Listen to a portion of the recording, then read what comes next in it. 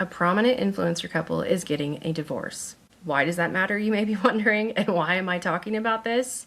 The reason why is because it is shining light on Jehovah's Witnesses and their policies when it comes to divorces and separations. Their names are Kristy, Sarah, Desmond, Scott. They are on Instagram, on TikTok. TMZ leaked, we're getting a divorce, and then the husband came out with made a statement a couple days later that yes, indeed, they were getting a divorce. You may be wondering, why the heck are you talking about this? You are not a channel that talks about influencers and media news and any of that, but this is important because they were Jehovah's Witnesses, and everything I have seen on TikTok with other people talking about this situation, this is not just being talked about in the XJW world. There are people who are reporting on this as if they are like celebrities. And let's be real, they basically are. She has, I think, over 17 million followers on TikTok. They are also on YouTube. They are on Instagram. They are everywhere. So they have millions of people who have followed them and their story. And it used to be well known that they were Jehovah's Witnesses. As of like this last year, they haven't posted much about that. So it's just bringing it to light because everything I've seen, there are comments saying, well, they're Jehovah's Witnesses, divorces are handled differently. I wonder if, this is going down the way it is because of the fact that they're Jehovah's Witnesses. So it's shining a very bright spotlight currently on Jehovah's Witnesses and their divorcing policies. So I want to talk about that because I know not every single one of my subscribers on here are Jehovah's Witnesses. And I think it's a good idea to talk about another one of Jehovah's Witness policies that when you finally take a step back and look at it, it's kind of ridiculous. Now, the point of this video is not to sit here and harp on this couple and dive deep into their story. I don't know these people personally. I feel very sorry for them to be going through something this traumatic and sad with the spotlight on them.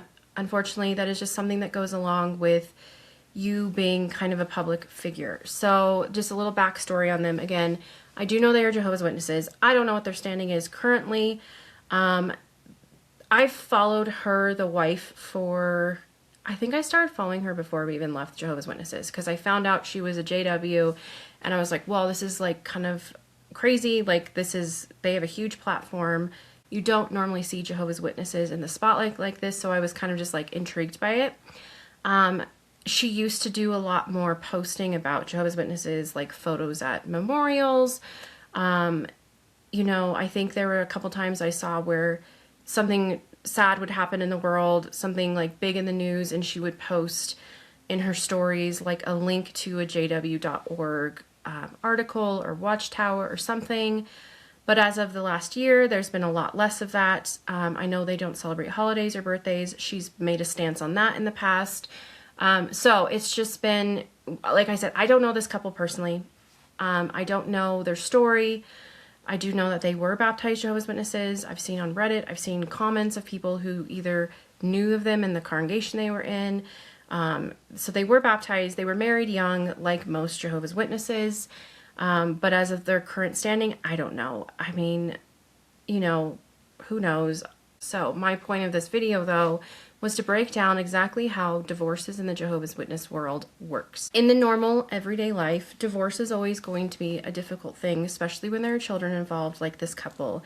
They've let people into their lives, and sadly, they're going through this very publicly, and I feel sorry for them. I feel sorry for their children. But here's how Jehovah's Witnesses work when it comes to a divorce. In the normal, everyday life, you can get a divorce because you've grown apart, you have discovered that you were just not compatible, and while there are going to always be repercussions with a divorce as far as, child support being paid, splitting finances, splitting the home, however that may work, in the Jehovah's Witness world, there's an added layer that makes this so much harder. You are not allowed as a Jehovah's Witness to just get a divorce for any reason. They have very specific rules as far as separations and divorces go. And it's just proof of how much control, again, this organization has on every person's life. Let's talk about separations and when those are viewed as acceptable in the eyes of Jehovah's Witnesses. Now, mind you, this is just a separation. They still want you to work things out. One of those things is willful non-support. So somebody is not pulling their weight, they're refusing to financially support their family. That would be a grounds for a separation, but again, not a divorce. Physical abuse. Even when your life is in danger, there's watchtowers and articles that say you are allowed to separate if you feel your life is in danger. But right now I'm just looking at a watchtower from '83.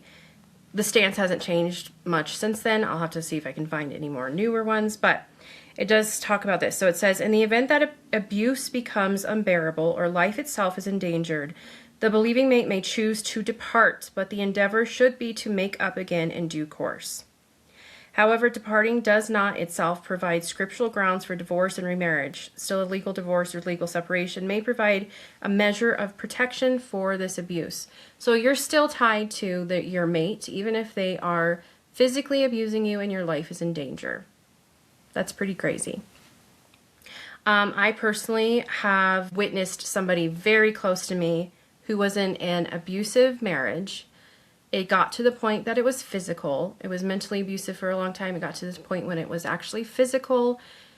There was police reports filed. There was bruises on the body. And even at that point, a separation did happen. A legal separation happened.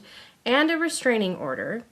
And the elders were still counseling this woman that she needs to find a way to make amends, to work on the marriage, and to not completely shut this person out.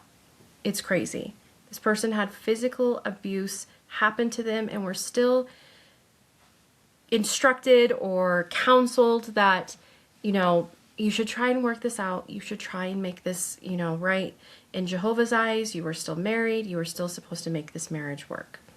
That is a very common theme that you will see in the Jehovah's Witness world. I have seen and talked to many women who have dealt with physical abuse, and it was always the same story. Okay, so there you go. There's their mentality when it comes to a separation. They do have those extreme cases where they say, okay, you are allowed to have a separation, even a legal separation. You could technically divorce over abuse, but you, in the eyes of Jehovah, will still be married to that person. You are not free to remarry. You are not free to move on with your life. The only grounds for divorce in the eyes of Jehovah's Witnesses and in their wording in the eyes of Jehovah, when you're free to remarry, you're free to move on in life, is if there is infidelity that happens within the marriage. So one of the mates has an affair, it's a physical affair, there has to be actual sexual immorality that happens for that to happen. Now, here's the kicker. Let's say you are the wronged mate. Your mate comes to you, says, yes, I had an affair with someone. Yes, it was physical. Yes, I went past that line that now scripturally you can technically divorce me and move on. You can remarry with a free conscience, and, in the eyes of Jehovah, you are free to remarry. In the eyes of the congregation, you're free to marry. There will be no repercussions for you doing that. If you were to have relations with your mate again, even if it is coerced, if it is at the height of emotion, you have just given that person the green light to stay married to you. They say that you then forgave your mate in the eyes of Jehovah, and you no longer have divorce as an option. So, the only way to actually have that divorce is to stay far away from your mate, to not touch them again, and to file divorce and move on with life. The Elders book, Shepherding the Flock, talks about, there's a section on assisting people with marital problems. It goes, if a Christian is contemplating separation or divorce, the elder should direct his attention to the scriptures and Christian publications. Elders should explain that legal divorce of itself does not free an individual to remarry. Elders should not encourage separation or divorce, neither should they forbid such thing. These are personal matters. However, a Christian's decision in this area may disqualify from him being viewed as exemplary. So, again, they're saying don't insert yourself as an elder. You can't say you should do this or you shouldn't do that. But your decision to divorce or separate is going to negatively affect you in the congregation and your standing, especially if you're not doing it the proper way. Now, they'd go in to talk about scriptural freedom to remarry requires all of the following 3 conditions: sexual immorality, a rejection or refusal to reconcile by the innocent mate, and a legal final divorce. It says it's the responsibility of the individual desiring to remarry to provide evidence to the elders that he is scripturally free to do so. If an individual's divorce occurs before baptism, the elders should not presume that he is scripturally free to remarry, as baptism does not dissolve a previous marriage ties. So, not only do you have to be the wronged mate, your mate has to physically defile the marriage bed. You have to give proof to the elders for you to still be free to move on and remarry. This whole subject on divorce is just mind-boggling to me. So me, as a Jehovah's Witness, I looked at that as like, yes, I understand this. It makes sense to me. You know, marriage is a very sacred vow you make, and I still believe that. Yes, when you make your marriage vows, it's for better, for worse, in sickness and in health. But at the same time, now that I've taken a step back, I'm away from that, I realize that there are going to be circumstances other than your mate cheating on you and abandoning you or physically abusing you that requires a divorce. In the Jehovah's Witness world, there are so many teenagers that get married. You're not allowed to date normally. You have chaperones always. So the amount of level of getting to know a person in the organization before you actually marry them is so surface level. So what happens if you marry that person? You find out you're not compatible. You realize down the road as you mature and your brain actually matures that you have nothing in common with this person. You're miserable. You want out. It's so wrong that the only option to get out is to have an affair and have to do that. And I've had stories on here of women who they saw that as their only choice and they took that. And they knew what it was going to require. They didn't want to. It's so wrong. In this case of this couple, Kristy and Desmond, he released a statement and said he had wanted to separate at the end of this last year, and she wasn't willing to do that, which again, in the eyes of Jehovah's Witnesses, even if they're POMI and they were technically inactive, but maybe mentally they were still tied into that organization, which it seems they were because they still were not doing holidays or birthdays or anything like that. In her eyes, that still would look bad on them, and I can understand why she wouldn't want to separate. It's just sad because in this case, this is a witness couple, whether they're active, inactive, I don't care. They obviously still are mentally tied into this organization, and he didn't see any other option. I do not condone cheating. I think it's horrible. I think it's terrible. But again, you have to understand, in the mind of a Jehovah's Witness, it's your only option. It's your only way to break free if you're not in a happy relationship. You no longer are compatible with that person. And it's disturbing, it's sad, and it shows how this organization has their hands meddling in every aspect of your life when they shouldn't have that amount of control over you. This is an organization that claims to be true Christians, and the only true religion that is following Jesus to a T, and the only ones that have the truth, and yet they control every aspect of your life. And to me, that is not a true Christian. That is not being a true follower of God and the Bible. You should be the one convicted to do things yourself in a certain manner without having these rules and regulations lined out for you. Another issue with this that I see is that you have people who, again, you don't have a lot of time to date. You always have chaperones with you. You're getting to know these people on a very surface level. The only time you're really able to sit down with this person and get to know them on a deeper level without chaperones breathing down your neck and sitting right next to you is when you're engaged.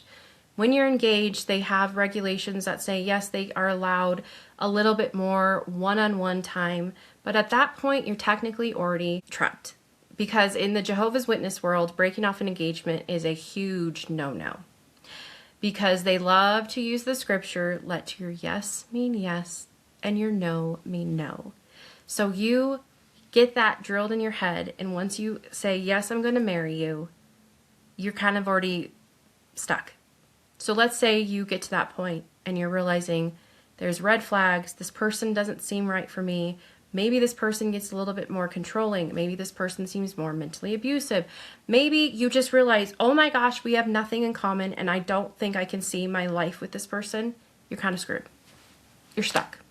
Now, I know there are some people who do break off engagements, but it's very, very few and far between. I think I've heard of like it happened once and people talked so badly about them, talked about how it showed their spiritual level and how obviously they were not that spiritual if they were willing to break off such an important thing. It's sick. It's sad. It's horrible. And it's not right. It is not right. These people should not be trapped in a relationship and making a commitment like that until they're fully aware that this is the right person to spend their time with. So we're going to go back again to this couple, these influencers that have millions and millions of people following them on their platforms. I know they talked about they met when they were like 14 and 15 and they got married at like, I think 18 and 19 or 19 and 20. They were so young. They've matured, they've grown, they have built this life, and they have to deal with the scrutiny not only from the outsiders who have followed these people and are picking sides and like, oh, I can't believe you do this to her, blah, blah, whatever. You're also dealing with the layer of the Jehovah's Witnesses, the congregation they're in, their families who are most likely Jehovah's Witnesses, their friends who they've had that are Jehovah's Witnesses, judging them, telling them maybe they're making the wrong choice. For him, the man who is in the wrong and who obviously there was some infidelity most likely involved, he said he made a mistake. The court documents say was that he now has to deal with the fact that he may get disfellowshipped. And they most likely will if they are even remotely active. I don't know how it works if they're inactive, if that still happens. But they most likely will make an example of him. And a lot of times the Shepherd the Flock book talks about how if there is infidelity and it's proof that the wronged mate is free to remarry, they will disfellowship the person that did the infidelity so that there's no question in anybody's mind in the congregation that the wronged mate can move forward and there won't be any like whispers or talk about the person if they start dating and they do remarry. It's insane. This organization has too much control in people's lives. And again, infidelity is never the answer, but in the Jehovah's Witness world, it's pretty much your only option to get out of a marriage you're no longer happy in. Something that has always bothered me, though, is the fact that even in the case of domestic violence and you feel your safety is on the line, that's not even an opportunity for you to get a free and clear break from this person. Yes, you can legally separate. Yes, you can technically divorce. But in the eyes of the congregation, you are still married to that person and you're supposed to be trying to reconcile with them. And that's scary. That's a horrible thing. And it's wrong on so many levels. So if you were a Jehovah's Witness and you've gone through this yourself, leave a comment below. My heart goes out to anybody who's had to go through this in the organization, even those that have left and they've had to still deal with all of the repercussions of a divorce and everything. It's wrong. It's sad. It's, again, just proof that this organization has way too much control over every aspect of your life. Jehovah's Witnesses love to always say, it's a conscientious matter. It's up to your personal conscience, blah, blah, blah, blah, blah. But also, here are all of our rules that you need to also abide by. To me, that is so against what we are taught in the Bible, and it's wrong. You, as a person who is a Christian and in the Jehovah's Witness world, you guys are studying the Bible every single week. You should be allowed to use your own Bible-trained conscience to make decisions as big as whether you stay with a person, and that should be only up to you and nobody else. Now, inevitably, I'm going to have comments on this from Jehovah's Witnesses who will say, well, yeah, you can get a divorce. Yeah, you can get a separation. They don't have any say in this. No, you don't. I just read to you from the Shepherd the Flock book exactly how they handle it. The Jehovah's Witnesses will always have the amount of control they have over people as long as people allow it. You are not allowed to make decisions on your own without consulting with the elders, and the elders have their books that come from the governing body on exactly how to handle every situation. And I don't think that's right. I think people should be allowed to make choices for themselves and for their family as long as it's hurting nobody else. And in this case, a divorce between a couple is hurting the family only. And again, I don't think a divorce should be the first answer to any problems in a marriage. I think marriages are something you have to fight for and you have to work really, really hard at. But at a certain point, when people get to that level of they go, I can't do this anymore, there should not have to be this level of I have to cheat on my mate and break hearts and break apart her family in such a traumatic way to get out of that. There's my little input on the Jehovah's Witness world and all their rules when it comes to divorce. Again, yes, you can separate and even legally separate from somebody if you are physically in danger. If they are refusing to help support you, refusing to work and give you money, refusing to support you spiritually, those are legal separation options where you shouldn't technically be judged for it. You will be judged for it, unfortunately. But again, like that article said, you should be working towards reconciliation. That should be the ultimate goal, even in the case of physical abuse. Now, you can divorce for those things as well. It may affect your standing in the congregation if you're going against the Bible and their rules. And you can only get a divorce and be able to move on if you have those 3 criterias. There is infidelity that happens. There is the proof of that infidelity, and there is no choice of no reconciliation. So you didn't sleep with your mate after you found out that they did cheat on you. And there's a legal divorce. And those are the only times that you get to move on and actually remarry and find a new mate. It's too much control. It's way too much control. And in this case of this couple that is so in the spotlight, I'm glad it's happening. I'm not glad it's happening to them. I think it's horrible. My heart truly goes out to them. And my heart goes out to those children that are involved in this, because I can't imagine telling my children, you know, we're not going to be together anymore. Like, that's horrible for a parent to have to go through. But it's just shining light on this organization. I'm so glad to see so many comments on these posts that are getting thousands of views of somebody talking about them, not a Jehovah's Witness, not an ex-JW, talking about their separation, their divorce.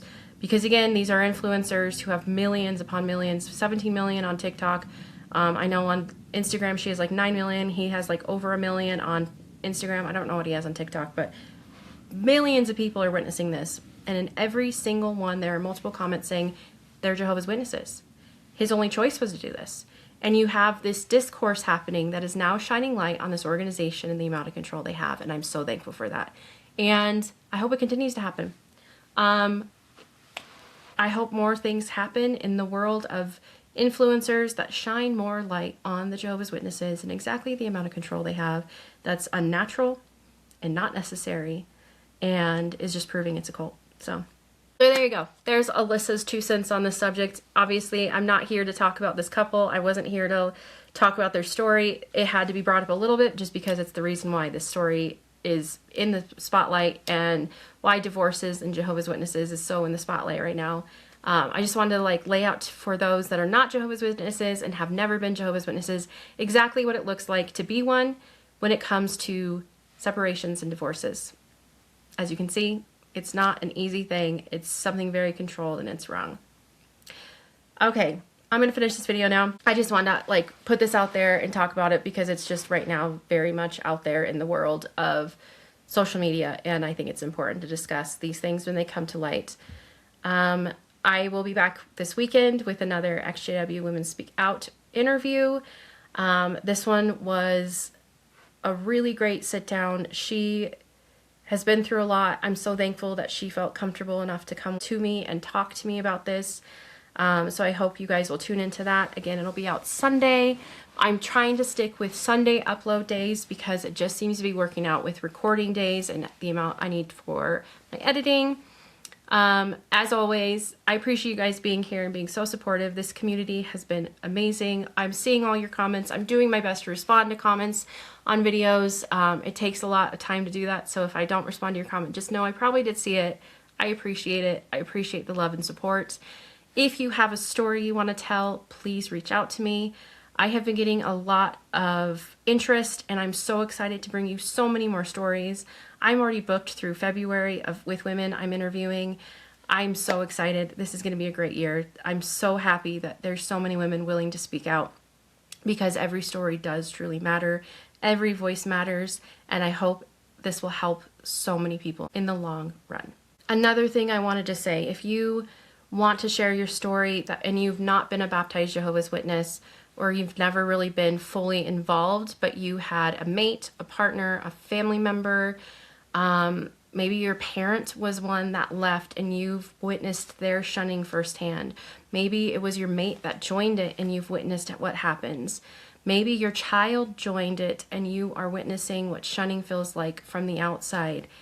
Reach out to me. I want to share every type of story. I know there are other layers to this of people who have witnessed their parent who left, or like I said, a mate, a partner, somebody that you have loved and known, and you've witnessed what it's like to be on the outside of the shunning and the doctrines that cause all this contention between families. There's a lot of different levels to this organization I would like to shine a light on this year. So don't hesitate to reach out to me. If you feel like, oh, they don't want to hear my story because I wasn't ever a baptized Jehovah's Witness, I do want to hear your story. And if you're willing to share it, I would love to. I am going to be opening up a voicemail that you will be able to call into to do more of an anonymous style storytelling in your own words. I am still going to be doing some of the anonymous letters I will be reading. I have a couple of those interested in doing that. So there's a lot of different ways we can tell your story if you're not comfortable with showing your face, because I do know that is intimidating. If you're not at that level ready for that, we can find a way around it. So thank you guys again for being here. Thanks for listening to my TED Talk on Jehovah's Witness, divorces and separations, and how that works actually in the organization. And to my subscribers, thank you guys. I love you all so much. If you're not subscribed, please do subscribe. I have so much going on this year that I'm going to be bringing to this platform. Make sure you have the notification bells turned on. I'm trying to stick to Sunday uploads, but like this random video is going to be up on a Tuesday or Wednesday whenever I get this edited. There's going to be some randoms, so have the notification bells on. Make sure you're subscribed. And if you guys have any comments about divorces and separation, leave them below. I know there's a lot of you that have been through this, that have experienced the damage that this type of policy has, and I want to hear your stories, and I am so thankful to be here and so happy that I can do this every single day and bring you something new. All right, everybody, take care. I will see you guys next time.